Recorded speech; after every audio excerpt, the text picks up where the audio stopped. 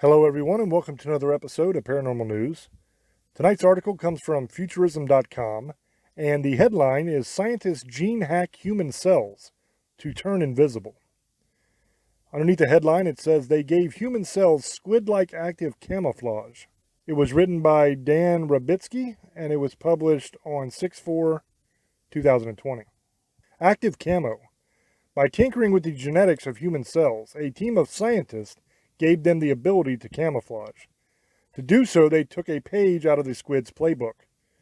New Atlas reports specifically, they engineered the human cells to produce a squid protein known as reflectin, which scatters light to create a sense of transparency or iridescence. Not only is it a bizarre party trick, but figuring out how to gene hack specific traits into human cells gives scientists a new avenue to explore how the underlying genetics actually works. Invisible Man. It would be fascinating to see this research pave the way to gene hack humans with invisibility powers. But sadly, that's not what this research is about. Rather, the University of California, Irvine, biomolecular engineers behind the study think that their gene hacking technique could give rise to new light scattering materials, according to research published Tuesday in the journal Nature Communications. Or even more broadly, the research suggests scientists investigating other genetic traits could mimic their methodology, presenting a means to use human cells as a sort of bioengineering sandbox. Biological sandbox. That sandbox could prove useful, as the Irvine team managed to get the human cells to fully integrate the structures producing the reflectin proteins. Basically, the gene hack fully took hold.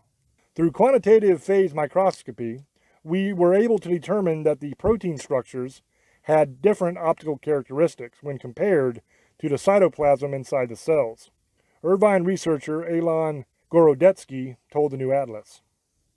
In other words, they optically behaved almost as they do in their native cephalopod leucophores. And that is the end of this article.